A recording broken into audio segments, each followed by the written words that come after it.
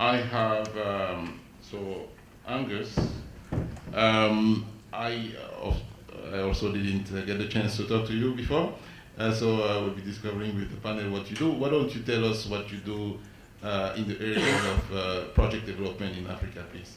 Okay. Thank you. Apologies for the delay. I can actually blame an airline for this one, but thank you. I'm actually sitting in on behalf of Neotel CEO Sunil Joshi, and as I was coming in this morning, I was looking at when last we as Neotel presented to this forum, and the last time we sort of actively presented projects was in 2009.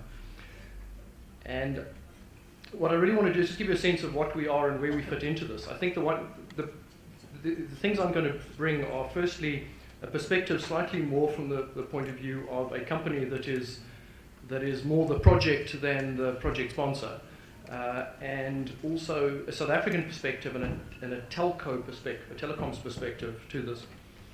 So we as Neotel, when we presented in 2009, the project we were talking about was Project Neotel. It was the establishment of Neotel's infrastructure, for which we had a fairly sizable project finance, which was really, if you like, our shareholders' project. Our majority shareholder is Tata Communications, part of the Tata Group. But certainly it was a project to establish telecoms infrastructure, a competitive telecoms infrastructure in South Africa.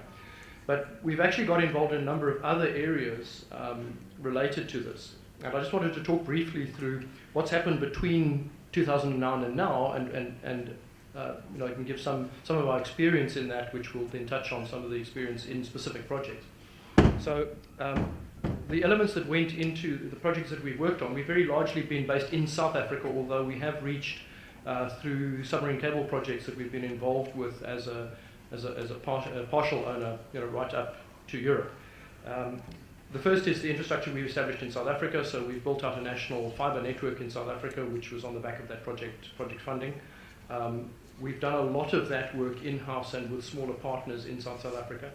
We established a very innovative co-build project together with Vodacom and MTN, rolling out national fibre infrastructure between us, which was the first of its kind of three larger telco players in one country cooperating on building together with on a pure private partnership.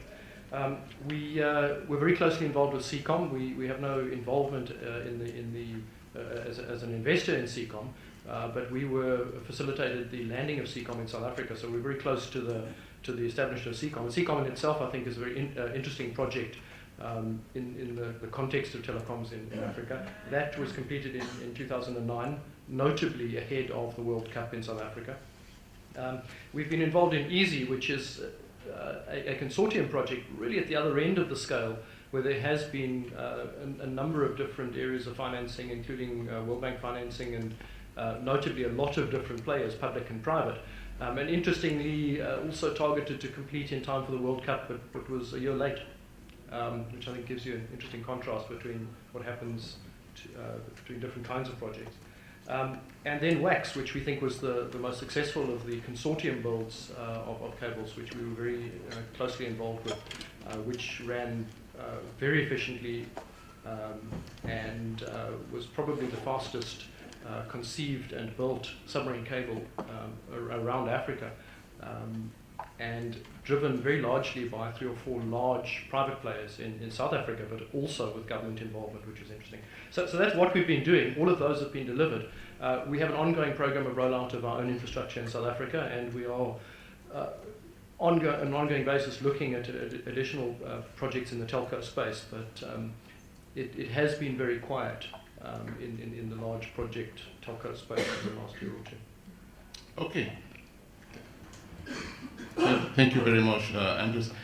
Doing business in Africa. You can't afford to be without Africa Investor.